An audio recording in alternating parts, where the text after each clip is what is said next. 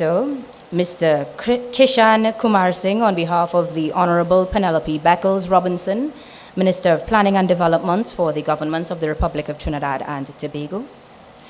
Your Excellency, Dr. Christoph Eick, Ambassador of the Federal Republic of Germany to the Republic of Trinidad and Tobago, and Special Envoy for Climate Issues in the Caribbean. Your Excellencies, distinguished participants, esteemed guests, members of the media, and those of you joining us online, good evening. I like that the room actually answers. Thank you. A very warm welcome to the launch of the German Caribbean Climate Talks. We very much appreciate your choice to spend your evening with us. I'm your MC for this afternoon, Ainka Williams, and this evening, A Just Transition in the Caribbean will explore the importance of advancing a more fair, inclusive, and green economy throughout the Caribbean. This will be a prime opportunity to spark discussion on some critical issues surrounding rising climate change impacts on our vulnerable region and how Germany and the Caribbean can enhance cooperation in these areas.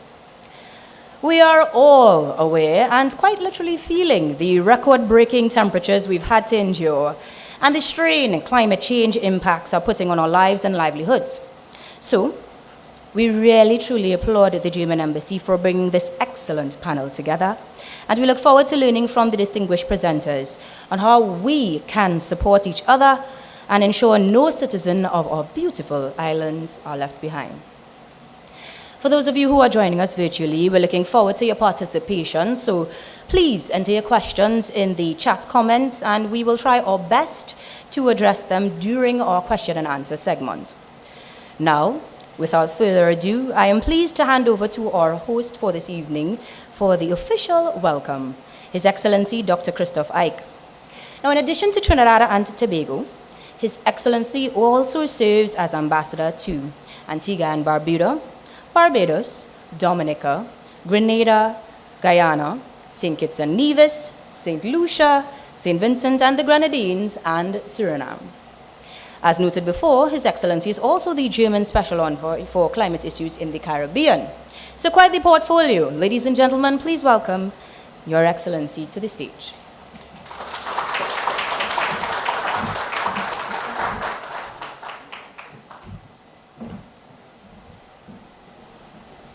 Thank you very much, Ainka. Mr. Kishan Kumar Singh, on behalf of the Honourable Minister Penelope Beckles, who is unfortunately held back in Parliament this afternoon. But we're glad that Mr. Kumar Singh is here, and as well as the other panelists today. And of course, I would like to welcome all excellencies and guests at this wonderful location for our inaugural climate talks in the Caribbean. Climate talks is a format that German embassies around the world use as part of an effort to shine the light on one of the most pressing issues of this time, if not the pressing issue, which is, of course, climate change. I think it is fair to say that here in Trinidad and Tobago and in the Caribbean more generally, there's actually no need to shine the light on climate change. We can all see it, we can feel it, we can experience it. So here in Trinidad and Tobago and in the region, climate talks will focus on particular issues connected with climate change. And for today, we have chosen the topic of just transition in the Caribbean. So what do we mean by just transition? Just transition can be defined as moving from an economy that is heavy on greenhouse gas emissions to one that is carbon neutral. It means transiting from an economy that is heavily dependent on fossil fuels to an economy that can rely on renewable sources of energy. And such a transition will be just if the substantial benefits of a green economy transition are shared widely, if no one is pushed or left behind. This is no easy task, but I will say this. It is the marginalized and disadvantaged communities that are suffering most from ongoing environmental degradation, deforestation, and pollution. They are the ones that are set to gain from a greener future. Ladies and gentlemen, last year, Germany reduced greenhouse gas emissions by close to 50% compared to 1990. We have set ambitious targets, a 65% reduction by 2030, an 80% reduction by 2040, and carbon neutrality by 2045. Our just transition is at the moment very much driven by the electricity generation sector. Last year, close to 60% of our electricity came from renewables, mainly solar and wind, both onshore and offshore. Close to 400,000 people in Germany are employed in the renewable energy sector. Transition is, of course, also happening in the Caribbean. Barbados has been utilizing solar panels for years. In St. Kitts, a solar park with battery storage should be completed next year. Dominica and the Eastern Caribbean islands are investing in geothermal plants. And here in Trinidad, the government has announced a solar park that would provide electricity to more than 40,000 homes. Ladies and gentlemen, not only does the Caribbean bear the brunt of climate change, most of the countries in the region are dependent on imports of fossil fuels. It is estimated that Caribbean countries on average spend 13% of their GDP just on fuel imports, and the cost of those imports keep rising. Even Trinidad and Tobago has to look elsewhere for fossil fuels in sufficient quantity. So moving away from fossil fuels for many countries in the region is an economic necessity. Perhaps more fundamentally, we have to ask ourselves whether the world is not transiting away from fossil fuels for good. Are we really going to exploit oil to the last drop? You, of course, all know the saying that the Stone Age did not end because we ran out of stones. Germany is convinced that transition to a greener economy is both necessary and irreversible. This is why we are investing in this transition, not only at home, but also in many regions in the world, including in the Caribbean. One of the priority areas of our regional technical cooperation in the Caribbean, carried out by GIZ experts, is to assist smaller island economies in transforming the energy and transport sectors. Here in Trinidad and Tobago, the EU has not only funded the Piakwa Solar Project, but a dozen smaller solar projects both in Trinidad and in Tobago. And the EU stands ready to assist with leveraging the potential for offshore wind, which could be a game changer in particular for the production of green hydrogen in this country. Just as Germany is active as a member of the EU to advance the just transition in the Caribbean, we do so as well through many of the multilateral banks and funds that you all know. A representative from Germany sits on the boards of the Green Climate Fund and the Global Environmental Facility, participating in decisions that benefit the countries in the region. We are an active member of the Inter-American Development Bank, the IDB, and of the Caribbean Development Bank, CDB. And for more than 40 years, the German Development Bank has been closely cooperating with CAF, the Development Bank of Latin America and the Caribbean, as they provide funds for more just and inclusive societies. So once again, ladies and gentlemen, welcome to our inaugural climate talks. But before I hand you back to our host, Ainka will, let me take this opportunity to thank our partner for this event, Climate Analytics, all our speakers, and of course you, the participants. I'm very much looking forward to this conversation, and I thank you again for coming.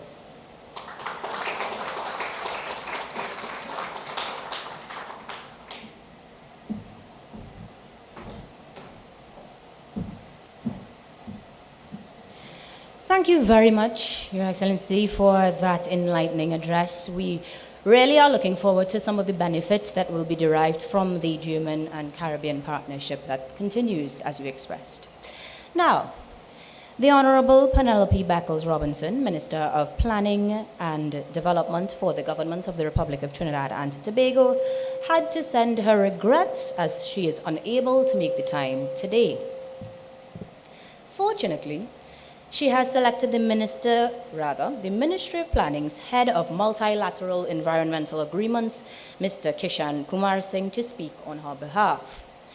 Mr. Kumar Singh is the lead climate negotiator for Trinidad and Tobago since 1998 and has served as an esteemed chair and facilitator of numerous UNFCCC negotiations, including as co-chair of the Paris Agreement. Mr. Kumar Singh, we are honored to have you. Sir, the floor is yours. Please.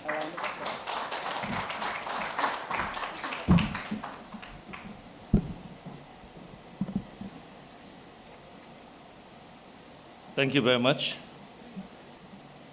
First off, let me again convey regrets on behalf of the Honorable Minister. She sends her regards and best wishes for a successful event as she's tied up in Parliament. So, His Excellency Dr. Christoph Eick, Ambassador Embassy of the Federal Republic of Germany and other distinguished members of the Diplomatic Corps, Ms. Diane Corliss, a good friend, Director, Sub-Regional Headquarters of the Caribbean, UN ECLAC, specially invited guests, ladies and gentlemen, good afternoon. It is my honor to be able to address you at this inaugural Caribbean Climate Talks event on just transition in the Caribbean. This event is a significant initiative in our collective journey as Caribbean states towards sustainability and resilience in the face of climate change. Here we stand at the intersection of urgency and opportunity, as today we are reminded of the critical need to confront the challenges posed by global warming and climate change. We are only to observe personally the effects of climate change, and I see someone fanning here. This is perhaps the best evidence that we are experiencing increasing temperatures.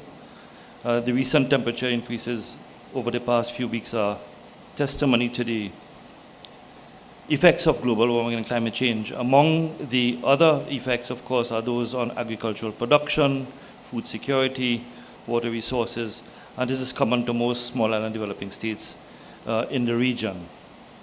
At the core of addressing the climate change issue is, of course, addressing the cause of climate change, that being attributed to the emissions due to human activity, primarily the combustion of fossil fuels.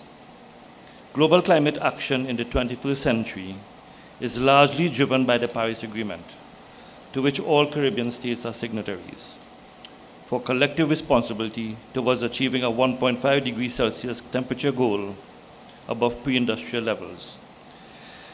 The achievement of this temperature goal will require shifts in business and development paradigm towards more sustainable energy and industrial technology globally, as these sectors are considered to be the most potent and major contributors of greenhouse gases, attributed to, again, the cause of human-induced climate change. The imperatives of low-carbon development is also enshrined in the Paris Agreement, but in recognition of the potential socioeconomic challenges that may be posed by such paradigm shifts, the Paris Agreement also speaks to just transition.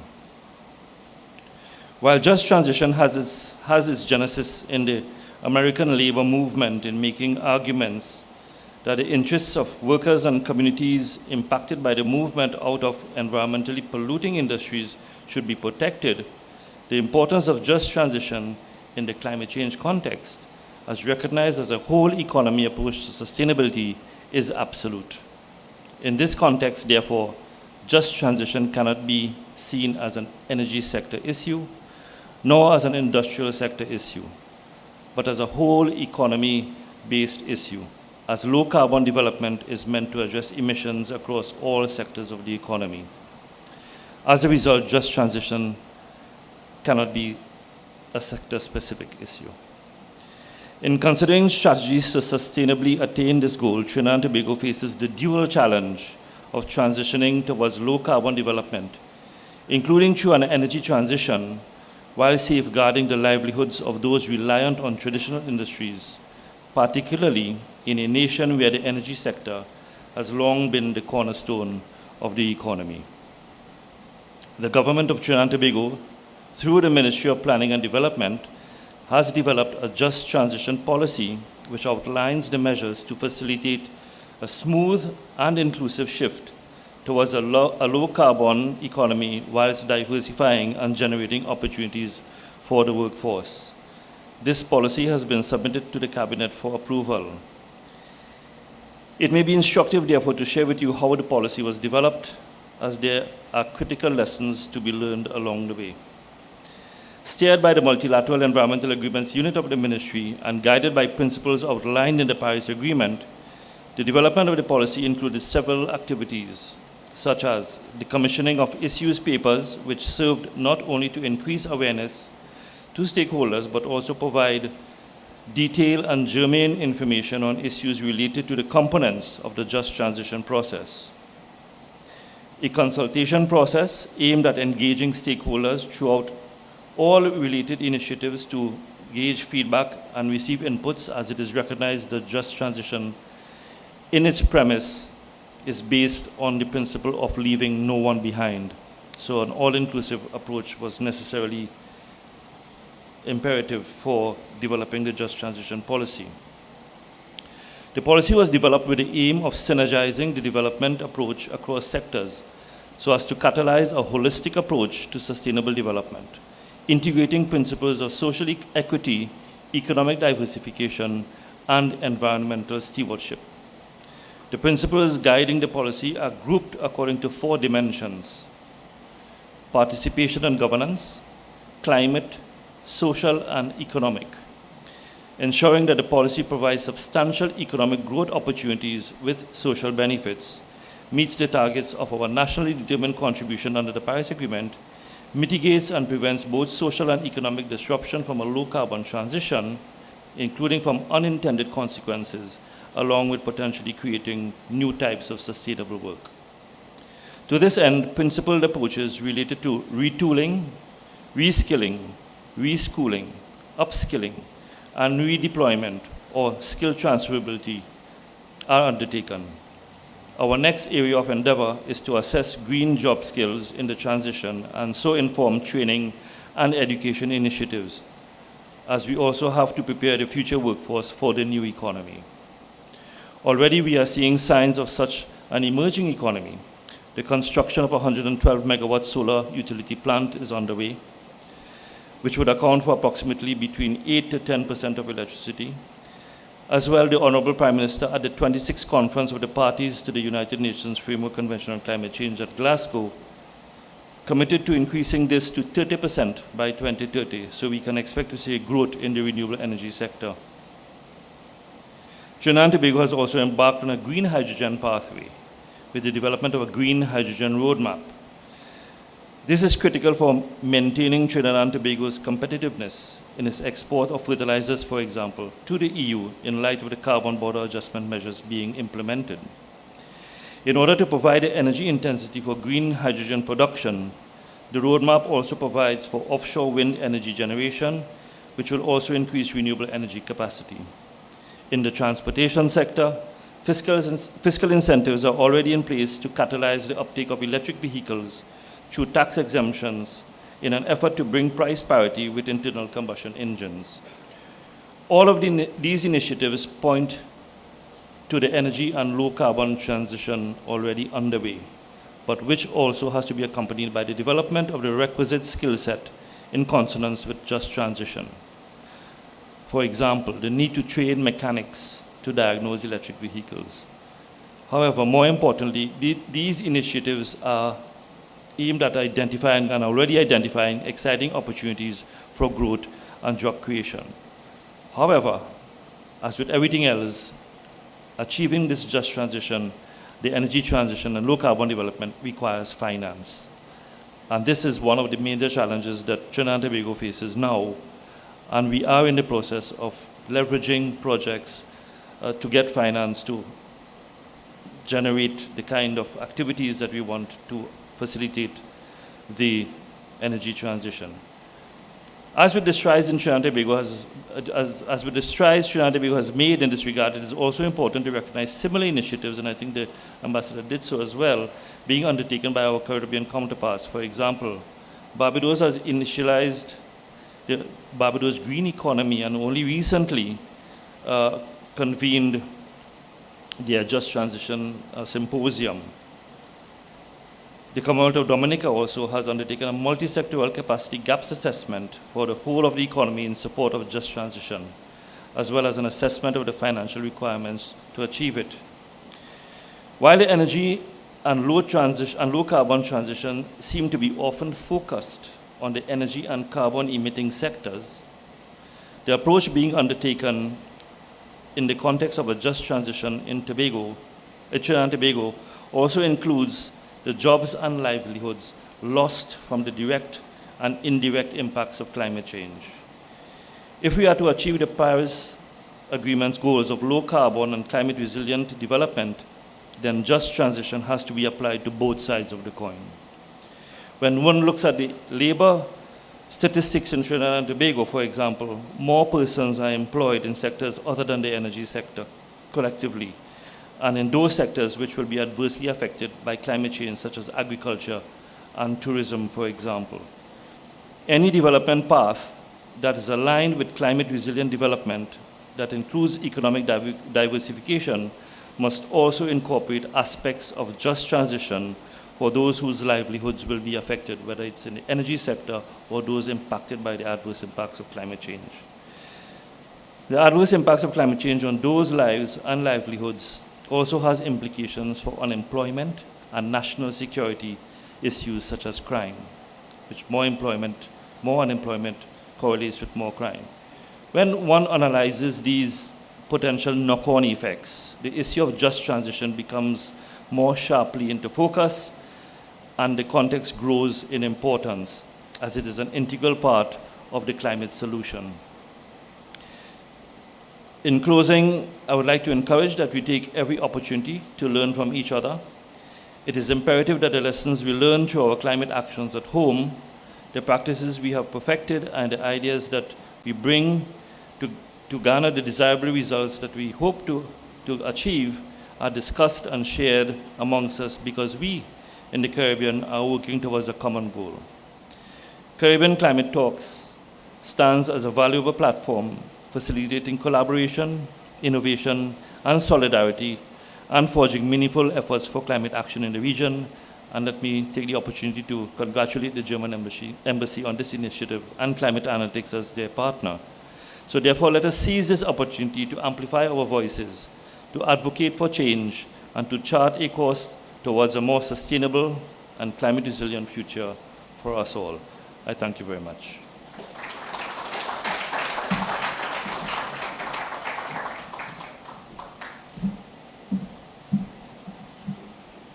Some remarkable insight that we truly appreciate. Thank you, sir, for bringing those remarks, of course, on behalf of the minister as well.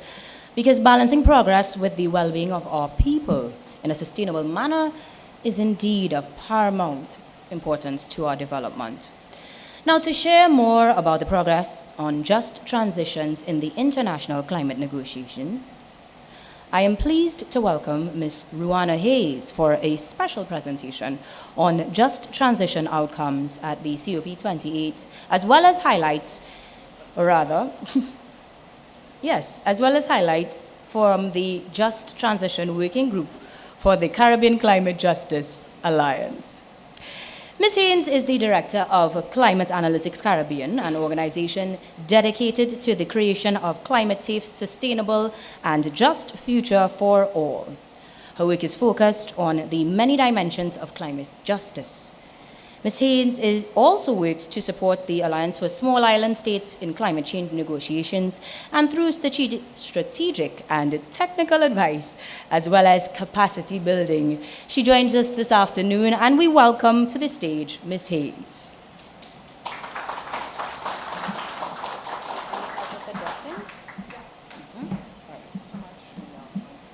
Thank you, Ainka.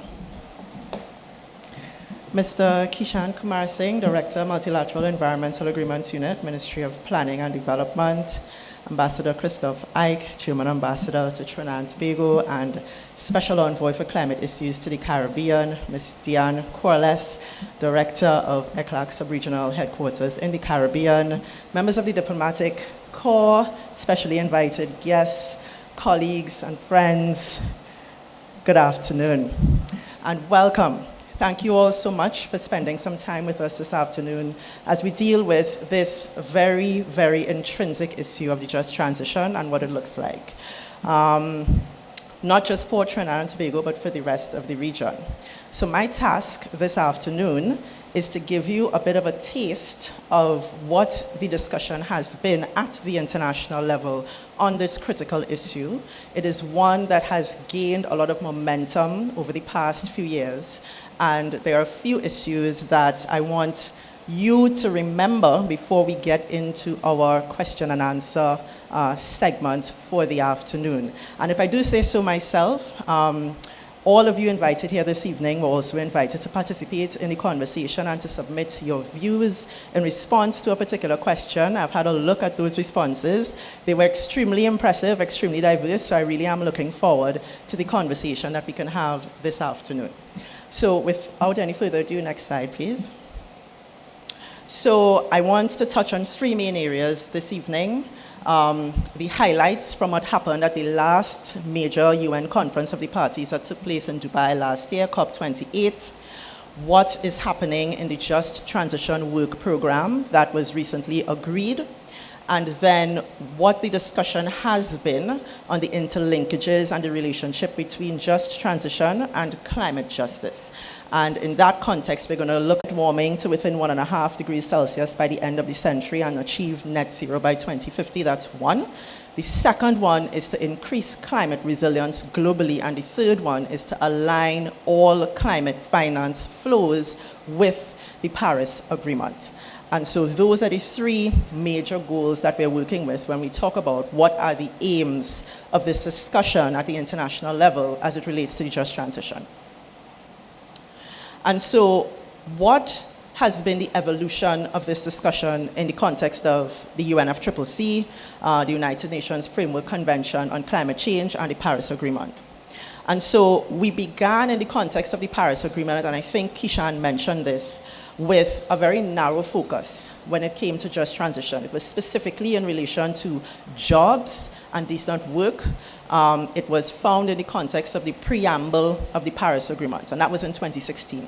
Since then, there has been a major evolution. The first point I want to highlight is in the context of the Sharm el-Sheikh Implementation Plan. This was a part of COP27 in 2022. Where in the energy section we have a reference to accelerating clean and just transitions to renewable energy during this critical decade of action and recognizing the need for support towards just transitions.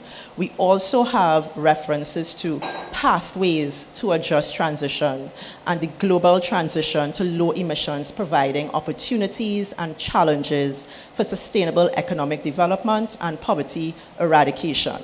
I want to highlight, though, paragraph 29 that sets out that these pathways include energy, socioeconomic, workforce, and other dimensions, all of which must be based on nationally defined development priorities and include social protection so as to mitigate potential impacts associated with the transition. So two issues there. We're not dealing with an international discussion that seeks to dictate the pathways that countries take in order to have this just and equitable transition. It acknowledges that each country will have to take a different approach in line with its sustainable development priorities. And the second thing, these pathways should include social protection in order to mitigate potential negative impacts. So some really important principles that have been agreed in the context of the just transition discussion at the international level.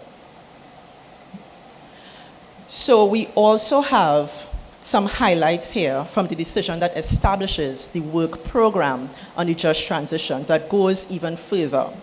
And what I want to stress here, I mean, we will circulate the slides so you could read the slides, but what I want to stress here is the idea, and picking up on what Kishan has said, that just transition is not just about mitigation action, it's not just about the energy sector, it goes further than that. It is very much linked to a discussion on resilience and sustainable development, especially in the context of small island developing states, where these issues are inevitably interlinked and intertwined because of our small size and our small economies for the most part.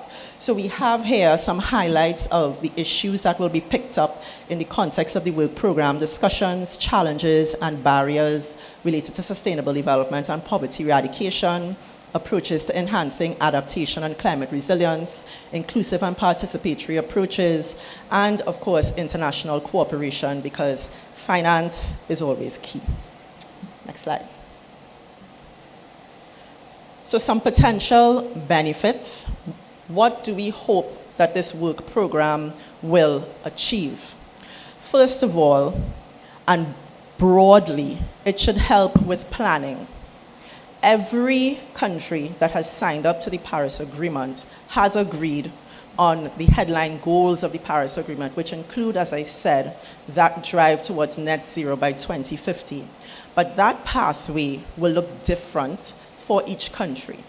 So the hope is that through this discussion, in the context of the Just Transition Work Program, countries will be provided with a platform to share experiences, as well as the relevant support and technical assistance that they will need to design pathways towards net zero by 2050.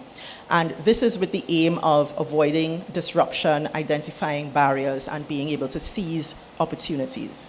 The second hope for this work program deals with adaptation and resilience. And the hope is that the work program will reinforce that just transition is equally relevant for achieving resilience as it is for achieving climate mitigation.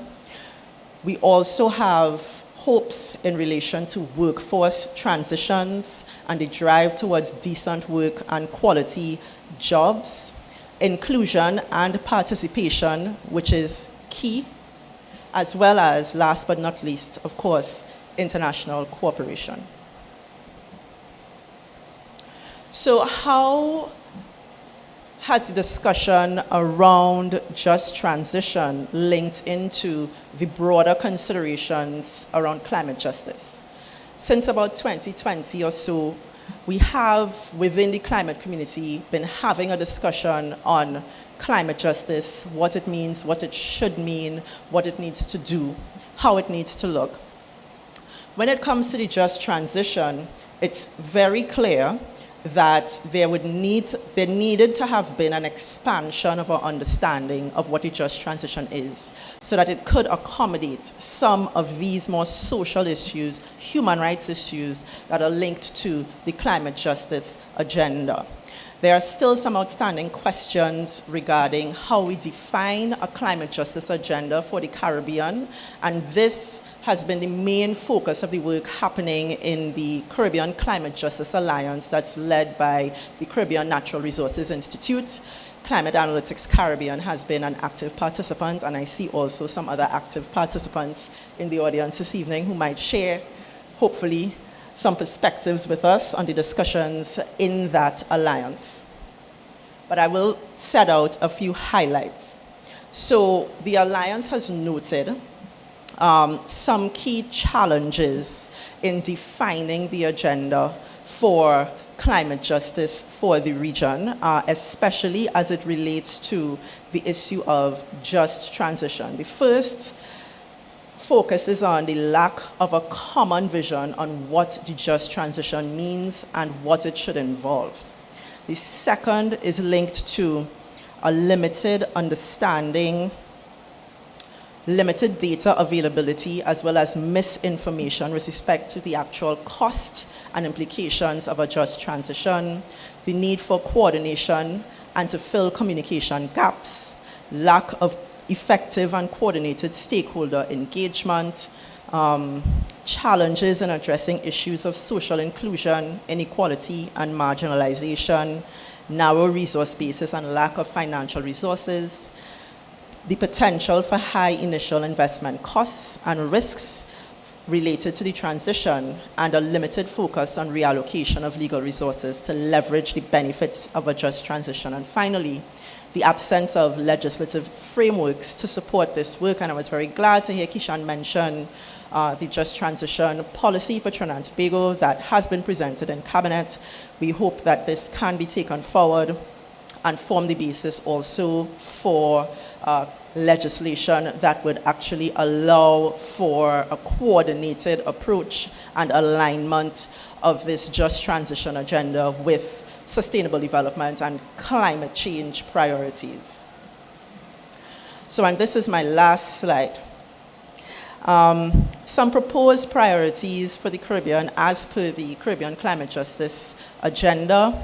First of all, the development of public-private partnerships to develop reskilling and upskilling strategies using bottom-up and inclusive approaches, just transition policy development that is coherent with existing climate, trade, and sustainable development policies and goals, regional coordination and collaboration at all levels, and this may actually involve the establishment of some type of fora where this issue can be discussed in a joined-up manner, as well as participatory monitoring and evaluation to track progress and further reporting in nationally determined contributions and other national communications in support of just transition outcomes. So I will leave you there for the evening and hand back over to Ainka. Thank you all very much.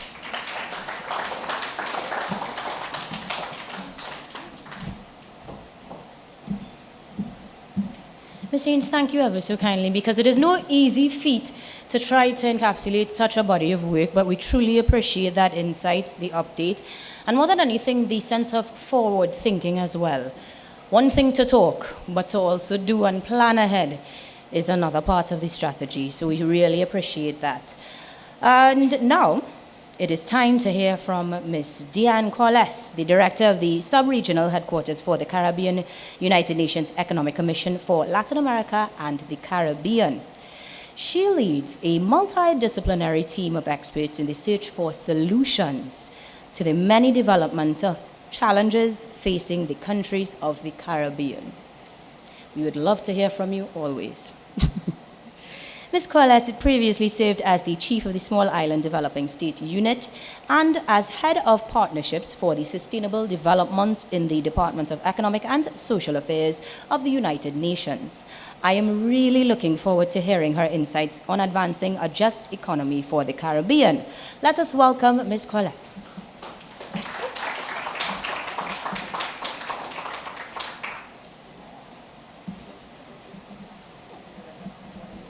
Yes, vertically challenged. Thank you very much, Ainka. Dr. Christoph Eich, German ambassador to Trinidad and Tobago, and the representatives of the diplomatic corps. Special shout out to my colleague, resident coordinator, Joan Kazana. Fellow panelists and friends, Kishan Kumar Singh representing Minister Beckles and Rwana Kombolo. Distinguished representatives of various agencies, representatives of government, ladies and gentlemen, and those joining us online. It is truly a pleasure for me to join you here this afternoon. Yeah, got it? Here we go. It is really a pleasure for me to join you here this afternoon at this event that addresses easily the most important of issues for the survival of small island developing states. Beating the heat. We need to be about the business of transitioning to a more sustainable and resilient economic development paradigm, consistent with low carbon, climate resilient initiatives embracing adaptation and mitigation efforts without exacerbating inequality or negatively impacting the most vulnerable among us. And you're going to find that almost everything I'm saying, you've heard snippets of it, various messages in everything that has been said so far from Dr. Ainka, from Keishan, and from Ruana. But our pursuit of, importantly, 40% debt servicing, 40% of our government revenue is consumed in debt servicing. This is what makes access to affordable financing for investment in just transition absolutely essential. So I want to join in expressing my appreciation to Ambassador Ainka for his leadership in these climate talks. I think they're extremely timely and appropriate, especially as we are now like 2.5 weeks before the SIDS conference in Antigua and Barbuda. And also for the support that we have received from Germany, the EU, and other donors in respect of supporting climate adaptation and mitigation, not only here in Trinidad, but across the Caribbean. And I'm recalling a GIZ project that we had back in 2016. It was a project called Sustainable Energy in the Caribbean, reducing the carbon footprint in the Caribbean through the promotion of energy efficiency and the use of renewable energy technologies. And that was back in 2016, just when this idea of just transition was taking off. So, you know, it was almost like a precursor, but essential, because we're talking the same thing, net zero carbon, we're talking investment in adaptation, in renewable energy. So Germany has been supporting us in this effort for some time. Now, the mobilization of adequate resources, supported by incentives for innovation, entrepreneurship, institution building, is vital to ensure just transition. A just transition in the Caribbean context refers to a sustainable, climate-smart, resilient economy and society that is both inclusive and equitable. And you've heard these points made before.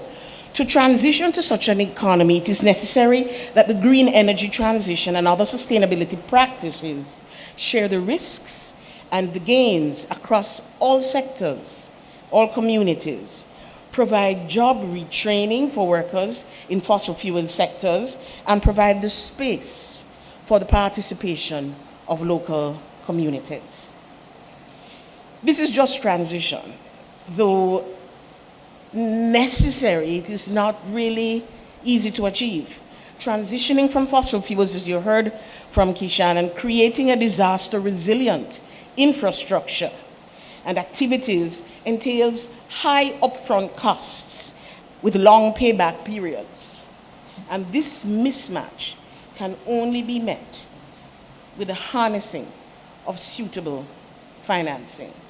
Low cost, long-term, accessible financing for countries that are upper middle, high income countries, not easily accessing concessional financing. And yet we need that kind of financing for investment, for long-term investment in adaptation in order to achieve just transition. Of course, finance is only one dimension of the imperative for catalyzing just transition in the Caribbean. Countries will also need to undergo a period of structural change. This is diversification, to develop new green industries.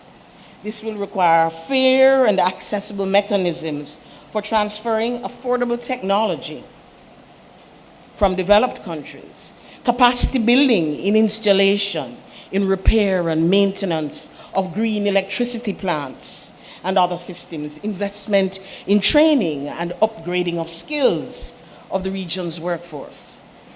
And Keishan mentioned all of this.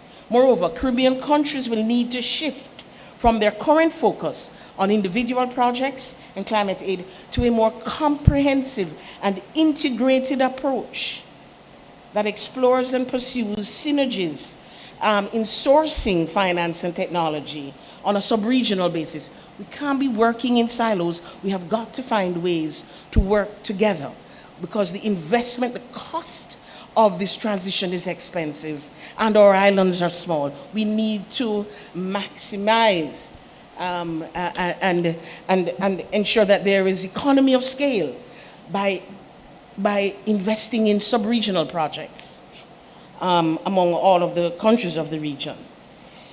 It is important to bear in mind that disaster risk reduction and resilience building are also vital aspects of the just transition in the Caribbean. The sub-region is one of the most vulnerable to natural disasters, the effect of which has been increasing in intensity in recent years. Further, the disasters tend to have more severe impact on the poor, the vulnerable, and indigenous communities. Therefore, it is critical to develop risk reduction systems, including early warning systems, resilient buildings and infrastructure, and better risk insurance to reduce the impacts of disasters and ensure that just transition. Legal and regulatory systems. It can't be done in an abstract way. We heard talk of planning. It cannot be done in a haphazard fashion.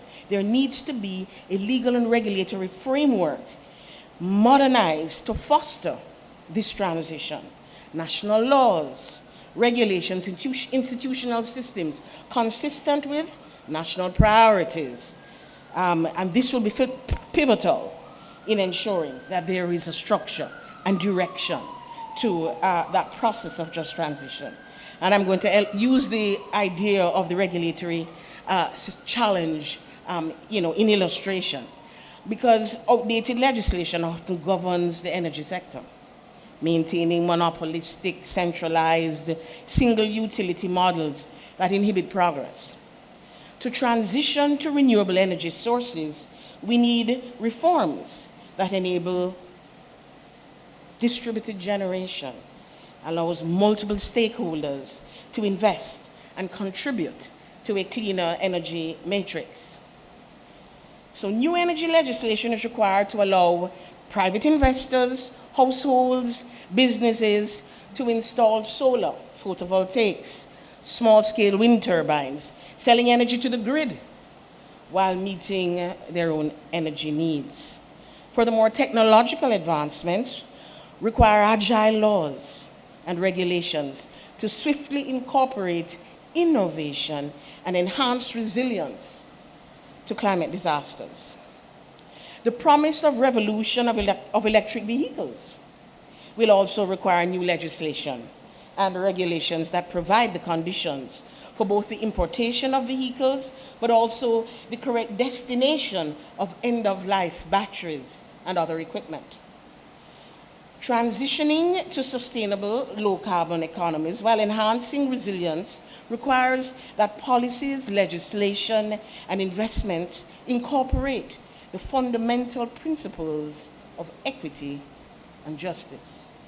This is not the first time you're hearing that. The repercussions of climate change-induced losses and damages can worsen prevailing social and economic disparities experienced by vulnerable communities, posing a threat to fundamental human rights.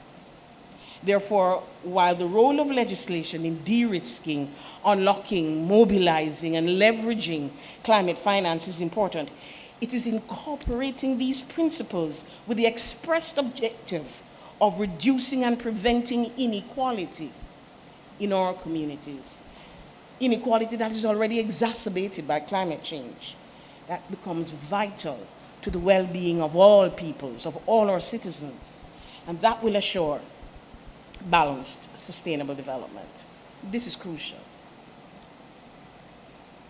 It is in this regard I'll tell you about an initiative that ECLAC has been pursuing over the past few years. This is our own little promo. We have been serving as the Secretariat of the Parliamentary Observatory on Climate Change and Just Transition. Parliamentary Observatory on Climate Change and Just Transition for the entire Latin America and the Caribbean. It's a network of parliamentarians across the region, technical advisors, government focal points from all of the countries in the region. Well, we haven't got everybody signed on yet, but we're working on it. Its objective is to bolster environmental and climate legislation to promote cooperation, collaboration, and solidarity among all parliamentarians. And we focus not on governments, but on parliamentarians, because it is important to ensure that there is longevity and continuity, so that the entire parliament has to be involved in this plan for just transition, to move towards sustainable low-carbon economies and resilience building in the Caribbean. We believe that the OPCC is a fundamental initiative that can bring together all our lawmakers to work together in drafting legislation that will promote and support just transition in our region. It's one of our most current initiatives, and we're going to be presenting on it at the upcoming SIDS meeting. Among the things that it offers is a database that allows for accountability, for taking stock of what laws we have that are outdated, what laws need to be implemented in order to support just transition. For us, this is an important first step to ensure that there is a common movement across the region towards just transition, a framework within which governments can speak, can engage with their communities, and take this initiative forward.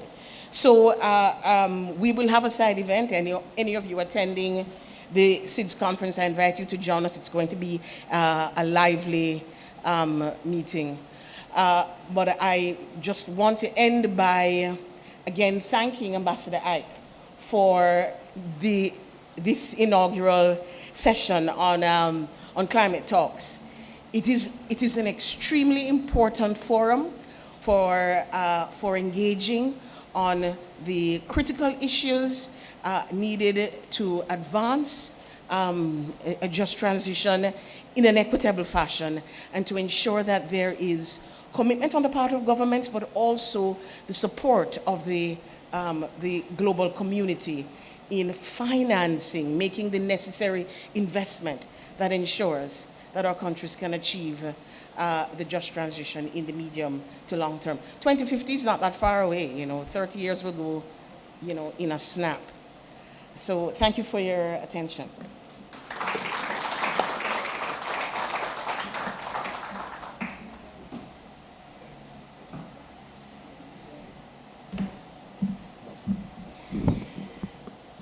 With all that invaluable information, let me just say that as much as she relented a bit, that it seemed to be the same things being repeated, the cohesion, the enthusiasm, and the passion that you brought to the conversation was very much appreciated. Ms. Quelles has been the perfect way to segment to what we will now have as our question and answer segment. Simply because we will be hearing from another speaker as planned, yes, but we also want to make sure that we involve the participants online who have been chiming in and have had a few questions sent to me that we will share. So at this point, we are going to ask that the panel joins us on stage. The seating is already preset for you, and we will have mics handed to you. Opening the floor to the questions, opening the in-house audience to the floor for questions first. And of course, I will yield a few questions that have been sent electronically as they are just about ready. Yes?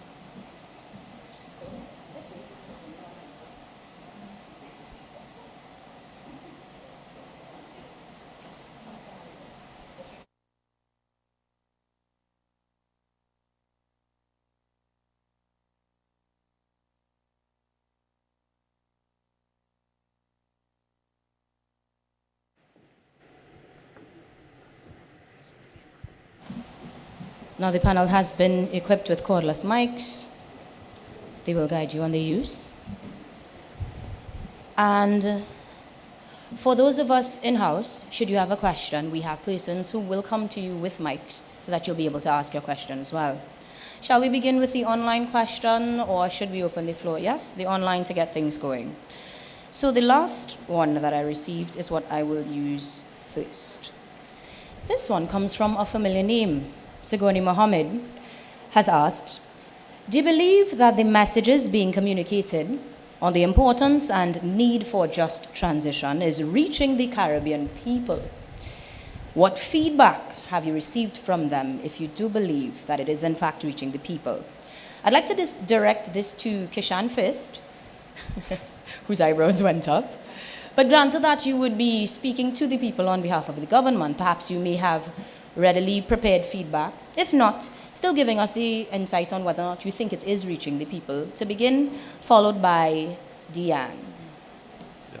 Thank you very much for the question. I'll respond as an advisor to the minister. I'm not representing the minister or the government. Fair. So, I'm responsible for the just transition policy as well to a large extent. Anyway, so one of the things that we learned, and maybe this will preface the actual response. One of the things we learned is that, again, just transition being premised on the notion of no one being left behind means that no one should be left behind, and therefore everyone has to be involved, and therefore an all-inclusive participatory approach is therefore an imperative. What we have learned is that the messaging of what just transition means has to be carefully crafted, very, very carefully crafted.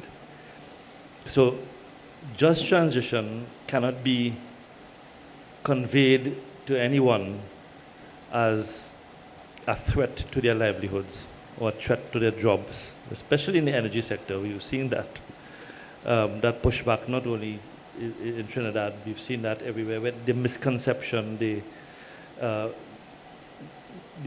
sort of misunderstanding of what just transition really is in the context of sustainable development, in the context of climate change, in the context of economic growth and job opportunities. If that message is not carefully packaged in a way that it is understood, then public buy-in, which is perhaps the major ingredient in achieving a just transition, will be lost. And to come to the question of whether it is reaching Caribbean people, I think it is. I think in the context of transcending what just transition means beyond that sort of narrow focus of the energy transition, because if you look at it like that and say, okay, it's relevant to oil and gas economies or highly industrial economies, then those economies that are not dependent on such resources will say, well, okay, I have nothing to do. Or it doesn't bother me, or it's not impacting on me, but that's wrong. And that's why the speech that the minister delivered, I delivered on behalf of the minister, said or spoke to, that low carbon development involves all sectors, all emitting sectors, whether it's waste, agriculture, land use and forestry, fertilizer use, or whatever it is. Anything that emits greenhouse gases, and if you have to lower that, you'll have to take measures that may invariably impact on jobs, whether it's through digitalization, automation, whatever it may take, depending on what it is and how the particular sector is structured. It will perhaps invariably impact some of the unintended consequences, as we call them. But again, if you go beyond just transition being limited to the energy sector, and looking at livelihoods that may potentially be lost as a result of the direct impacts of climate change, then it gets a little bit more comprehensible to the average person on the street, to the average person who is involved. In our case, the person who catches cascadoo and conch in a river swamp would be directly impacted because the precipitation regime is going to change and he will be out of a job. And that is an example of sustainable livelihoods being threatened. So I think the messaging has to be carefully packaged in the way to reach the target audience so that they understand that just transition is not a threat, it's an opportunity for sustainable development. Thank you. Diane, I see you enthusiastically nodding. You want to add to that? Yes? You should be on.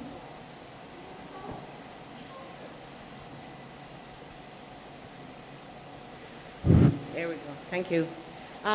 Fully support Kishan's point in terms of the packaging. It's extremely important that it doesn't appear as a threat, but rather as an opportunity. And that in itself is a challenge because, as we have said, to achieve that just transition, which implies economic diversification, which involves transitioning, particularly for countries like Trinidad and Tobago and now Guyana and Suriname, that would involve transitioning out of fuel-based economies into investments in renewable energy sources requires financing.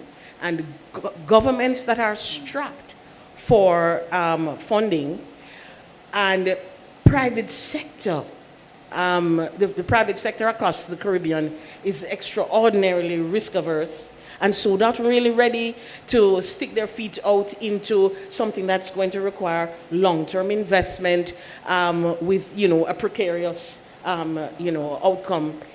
It becomes difficult for governments to sell the idea of the just transition as something that everybody should get excited about. And this is why the packaging is important, but it also requires careful preparation in order to ensure that governments have the support, the investment, the foreign direct investment, the support of IFIs in the economic diversification and adaptation initiatives that would make it possible. So that's an extremely important precursor. Just to say, though, that we have been facilitating youth dialogues. Young people have become increasingly interested in what's happening in the whole Sustainable Development Forum. They had these talks in ECOSOC, and we had regional ones in the Caribbean, and it was really heartwarming to see the level of enthusiasm and engagement of our young people in these issues. So, do our young people know about just transition? They do. At least our young leaders who are involved in this. So there is great promise, much hope for the future. I again, appreciate the enthusiasm. And we know when the youth are in the thing, it's going to go far. So that's great news. And so I have another question that has been sent to me, this one to the ambassador himself. Are there key lessons learned from the German or EU Just Transition initiatives that may be applicable in a Caribbean regional context? Now, the simple answer would probably be yes, because you've demonstrated or exemplified other initiatives. But perhaps to be more granular for those who are asking online. Okay, I think indeed there are a couple of lessons. First of all, the lesson that you have to involve the people. You have to have a buy-in by your population. I think this is something that we experience all over Europe. And it's a process that takes quite some time. I think some of our countries have started perhaps a little earlier than others.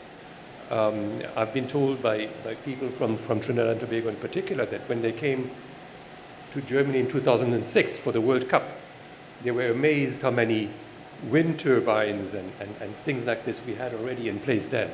So I think the energy transition started a little earlier, but it is not over. And one of the experiences that we are making, and I think one that will be also replicated in this region, is that actually moving to renewable energy, moving to a greener future, a greener economy, actually creates a lot of jobs. More jobs are created in green energy, in renewable energy, than in fossil fuels. That's not me who's saying this. It's organizations such as the International Renewable Energy Agency, which has studies out that actually that deliver this point.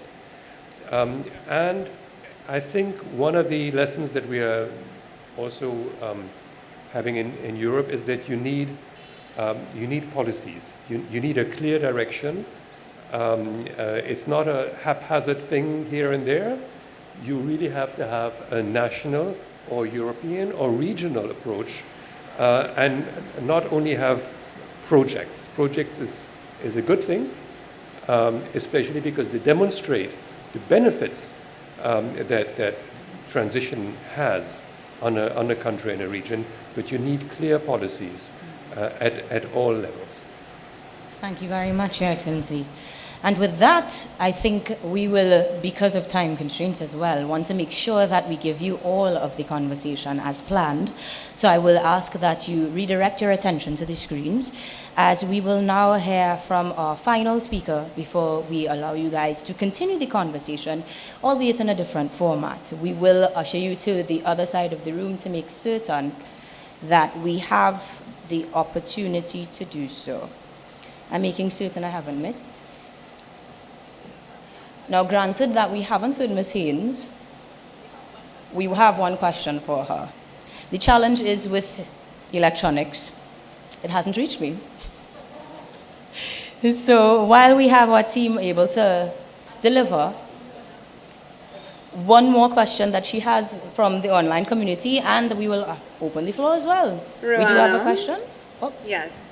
Sorry, one question from online, very quickly. Okay. Is the Global Just Transition discussion under the Just Transition Work Program set up to support the efforts of SIDS such as those in the Caribbean?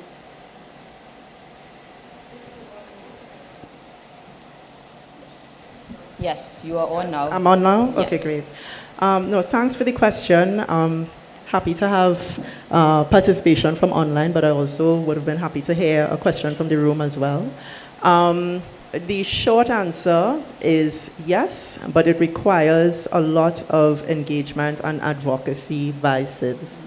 As it happens in every global discussion, your issues do not make it to the table unless you put them there. And so that's also why it really is very important for the regional level coordination to be happening as well, so that as small island developing states, we have a clear direction, a clear policy ask, a clear understanding of what assistance is needed from the international community in order to help with the just transition, as well as the ability to ensure that whatever platforms are created at the international level will also serve us and not just the larger countries. So the short answer is yes, but it is still a work in progress. Thanks. Perfect. I know we have 2 more questions on the floor. May we take those 2 questions? We have 3. Hello. Yeah. Evening. Glenn Can, Executive Director of the Caribbean Utility Regulators Association. I was really happy to hear Ms. Qualles talk about the issue of regulation and how that would feature in the whole thing.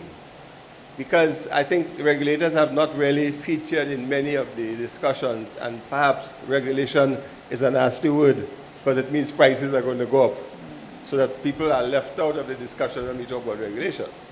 But this question is for Kishan really, because in a previous incarnation, I know that you were involved in doing something about a fit policy.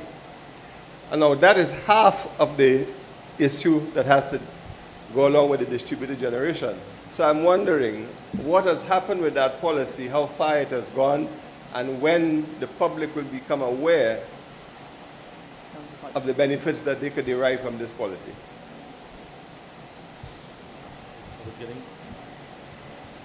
I was getting 2 mics. That's not because I speak on both sides of my mouth. But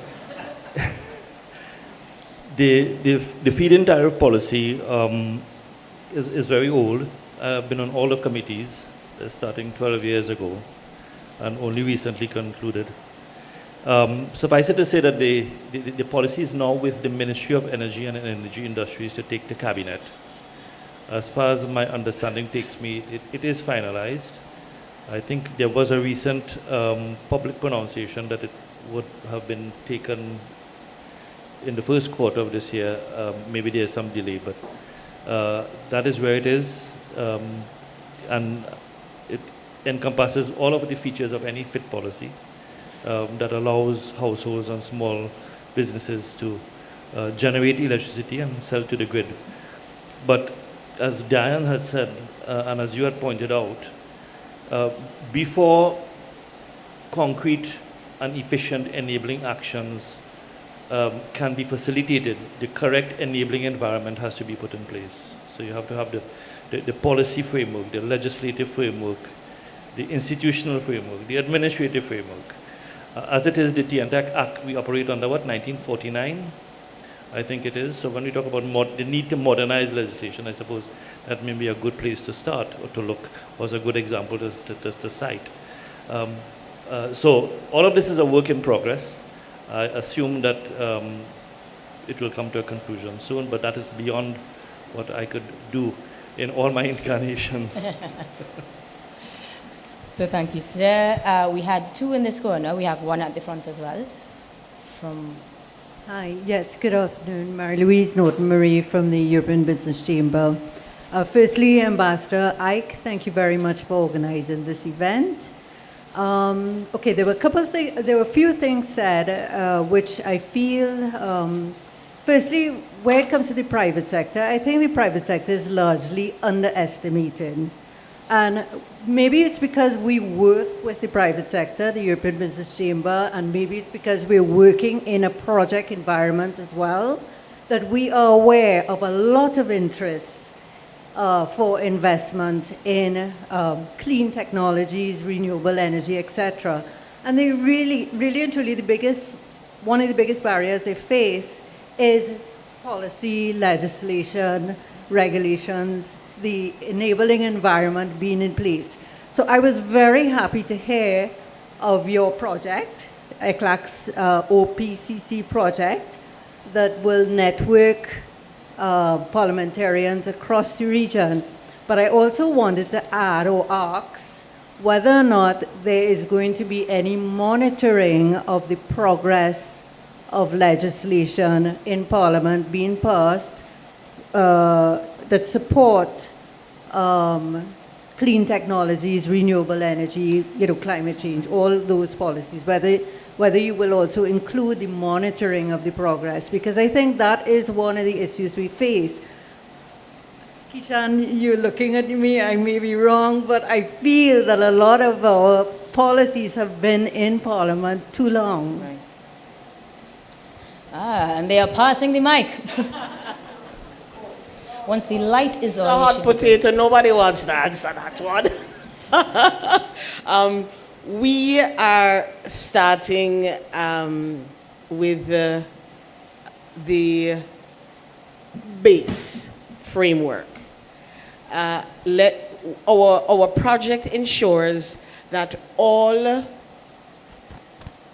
regulations, all policies, all laws as they are currently on the books are registered. And we're putting it all in a database so to be able to monitor it. But we are not keeping scorecards. It is going to be a forum for lawmakers to meet regularly, to exchange views on the challenges that they have in implementing various types of regulation, for peer exchange. It will be a safe space and not one that is going to be, keeping account. Yes, it is going to be for a place where we encourage the development of the policies, but it is we are not going to be punitive or taking a hard line on anything. It is really just to provide that initial framework that helps governments to recognize that the establishment of this regulatory framework is a critical first step, because people are not thinking about it. So let us create that space first and draw on the experience and the knowledge of colleagues across the region that may be a little bit ahead of you that would want to share so that we all move in the right direction. You know, it's a real challenge to get governments having drafted legislation to actually implement them. That's a whole different story. We're not going down that road. We will go with beautiful things take time. We will take that approach. Yes? Ms. Haynes, is it that you'd like to add? No? We have one more question, and we are bringing the mic to you.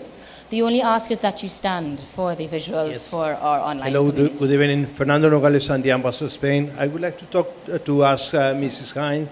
There was one slide where there was a sentence that said it will require distributive justice, etc., etc. I wonder whether you can expand on that sentence. And my second question that is related, what is the role that prices, particularly you diversify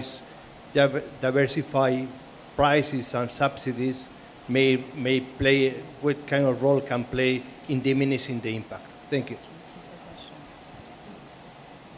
Thank you, Ambassador. That is a very layered question. I think it's two questions. So the first one is dealing with distributive justice and the role of distributive justice in this whole conception of, I think that was the slide that was focusing on the interlinkages between the climate justice agenda for the region and just transition. So that, of course, is linked into all of our systems that we have set up around access to information, participation, as well as the right to be able to participate in the discussions that are happening around these issues. And I think we've heard it a lot here tonight. When we deal with the question of the just transition, it is key that we maintain that bottom-up aspect of things in order to ensure that it is equitable, because it's really the people at the level closest to where things are happening that have the best ideas as to how things should happen in the future. And so when we talk about a distributive justice paradigm in that context, we're talking about all of the various elements that link into environmental justice on the whole. And I think that draw together the notion that, yes, as Diane has said, as we've heard from the audience tonight, we do need that top-down enabling environment established, but it doesn't function unless we also have the bottom-up in place. And in order to have that in place, we have to ensure that human rights are being protected, including the rights to access the information, including the rights to participation. As it relates to subsidies and subsidy removal, I wonder if I should pass that to Kishan. This is a very complex issue. I will say that in the context of the last conference of the parties, all states have now agreed to move towards the removal of inequitable, harmful fossil fuel subsidies. So there is now in place a global level agreement to shift away and to remove inefficient fossil fuel subsidies, a number of other caveats. What we need now would be the actual rules on how that will be implemented, because I'm not sure that there is a shared understanding on what exactly an inefficient fossil fuel subsidy is and how it functions and how it can be identified. And we also do not have any timelines in place for when this will happen. So it's still being left a bit up to domestic regulation to decide on how to approach this. But it is very much, I think, a part of the discussion. And maybe I'll end by saying it is not by chance that the most widespread and largest piece of climate legislation ever passed in the United States comes in the form of an act for reducing inflation. Right? The Inflation Reduction Act in the United States is climate change legislation. It is just transition legislation. Par example, it is the number one example I think we have on how to package, and Kishan spoke to this and Diane supported it, how we package just transition in a way that people can feel as though it is responding to their needs. So it deals with this issue of investment, stimulating domestic production of technologies, as well as subsidy removal, etc. So we do have an example that we can use. Close at that. Now, ladies and gentlemen, we would love to continue the conversation through these questions, and you're encouraged to find the panelists in our wine reception that we're going to go to next, so that you can ask these questions and continue the dialogue. That is what today is about. But we do have an online community that still needs to hear from one last speaker. So we're going to redirect your attention to the screens. I will allow the panel a moment to retain their seats. Would you? Yes? Or you're fine here? All right. And we will now hear from Dr. James Fletcher, the former Minister of Public Service, Sustainable Development, Energy, Science and Technology in St. Lucia. Dr. Fletcher led the Caribbean's delegation to the negotiations on the Paris Agreement in 2015 and was the integral part of the region's 1.5 to Stay Alive Climate Change Civil Society Advocacy Campaign. Dr. Fletcher served as chairman of the CARICOM Regional Task Force on Sustainable Development and the Regional Coordinating Committee on Climate Change, is the chairman of the executive board of the Caribbean Center for Renewable Energy and Energy Efficiency, the director of Soloricon, and is also the founder of the Caribbean Climate Justice Project. Whew. Dr. Fletcher regrettably could not be here today, but we are privileged to have him participate via a recorded message. So again, let's hear from him now through our screen. Good evening, ladies and gentlemen. Allow me to adopt the protocol that has already been established, but also to commend Climate Analytics and the Embassy of the Federal Republic of Germany for hosting this event this evening. The climate crisis poses an existential threat to small island developing states and other climate vulnerable countries. Greenhouse gas levels are the highest that they've been in the last 800,000 years, and that's despite the Paris Agreement and despite all of the work that we've put in. Our climate is warming at a rate that is unprecedented in the last 2,000 years. And that's from the latest report of the IPCC, the Intergovernmental Panel on Climate Change. Land and sea surface temperatures are hotter than ever before. Our oceans are more acidic because they're being forced to absorb more carbon dioxide. Currently, globally, we are in the middle of our fourth coral bleaching event, with oceans all around the world, coral reefs all around the world showing massive coral bleaching. The last 9 years are the hottest on record since 1880. And every month, for the last 11 months, we've set a monthly record for heat, with July last year being the hottest month ever, not just the hottest July, but the hottest month ever. The impacts are diverse and grave: sea level rise, longer droughts, water insecurity, stronger storms, food insecurity, adverse health impacts. For all Caribbean countries, the climate crisis will have devastating consequences because we're in the middle of the hurricane belt. You know, these hurricanes blow from West Africa across our shores every year. So every year we have to deal with that. And with the oceans getting warmer, then those storms just get more intense. And we all can tell stories of hurricanes that have passed through our region. Hurricane Gilbert in Jamaica in 1988, damage equivalent to 365% of that country's GDP. Hurricane Ivan in 2004, damage equivalent to 203% of that country's GDP. Maria in Dominica, 226% of its GDP. Irma, 309% of its GDP. And what these hurricanes also do is increase the indebtedness of our countries. The year after Hurricane Dorian hit the Bahamas, its debt to GDP ratio went up by 25% because the government of the Bahamas was forced to borrow money to recover from that hurricane. And the ominous thing is that with global warming, these hurricanes are intensifying even more quickly. Last year, Hurricane Otis went from a tropical storm to a Cat 5 in 12 hours before making landfall in Mexico. Caribbean countries are in a continuous cycle of repair and recovery. Unfortunately, and that's where climate justice, the discussion shifts to climate justice. Climate-related disasters disproportionately impact poorer households, and they are more fatal on lower-income populations. Where are we heading right now? Well, we're heading for a 2.7 degrees Celsius warmer world by the end of this century, unless we can do the things that need to be done very drastically and very urgently to bring us back in line with our 1.5 degrees Celsius trajectory.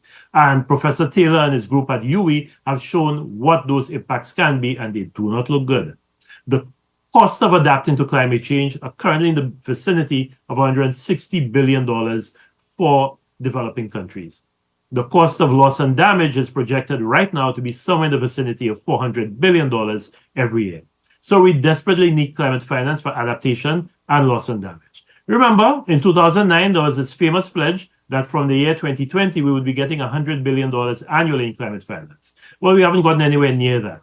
The instrument split of climate finance shows that most of the money is being given in the form of loans. So we have to borrow money from the same countries that caused the problem. We have to borrow money from them to solve our problem and to adapt to the problem. Well, not to solve, to adapt to it. And the split is skewed very heavily in the form of mitigation and not the adaptation money that we require. SIDS have not been getting enough, anywhere near enough, where it comes to financing from the GCF, the Green Climate Fund, and the other climate instruments. Last year, the COP agreed to establish a loss and damage fund, and that was something that we all applauded.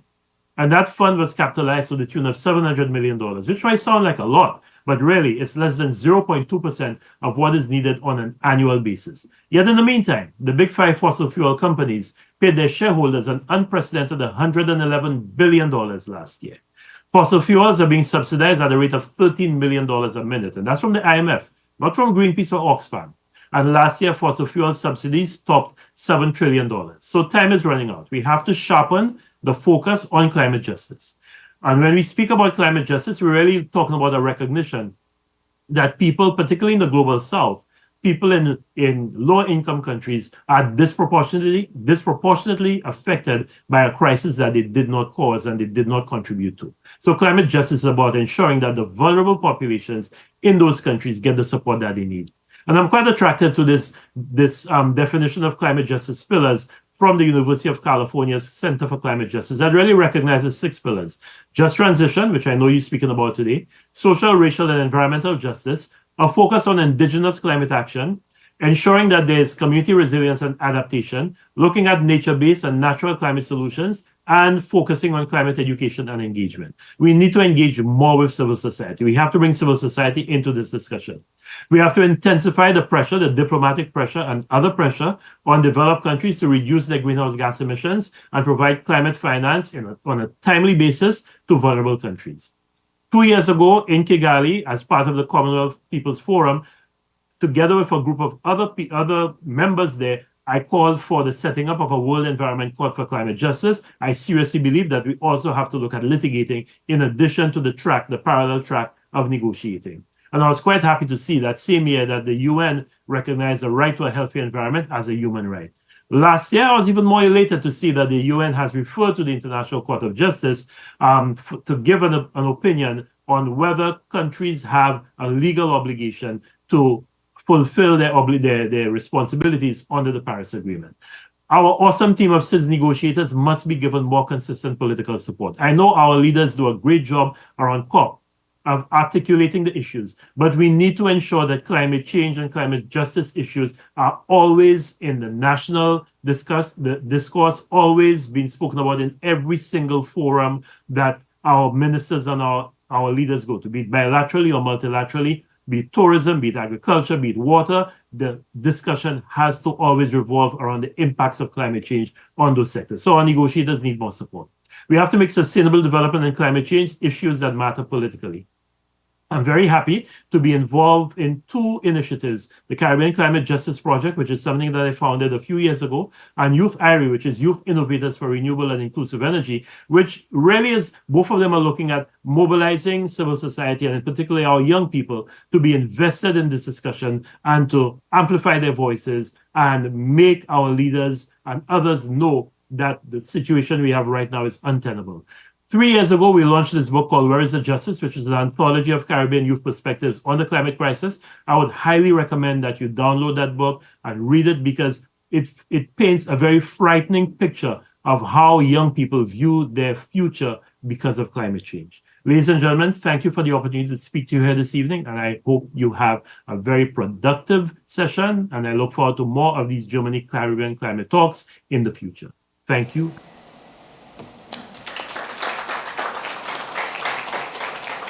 Dr. Fletcher gave some jarring statistics, but very, very potent in his delivery. So they drove home the need for these conversations.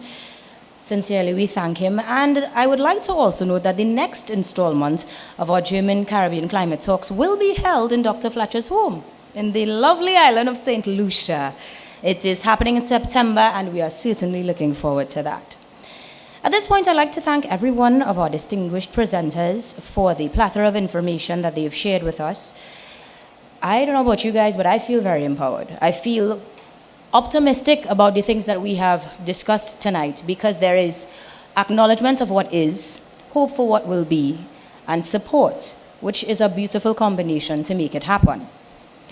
At this point, of course, the audience may have more questions, and again, we encourage you to ask those questions at what will be our wine reception taking place in the room next to us. But before we close, we of course want the audience to get in on the action online continuously. So again, pose those questions. We will share them on your behalf and make sure that the dialogue is continued.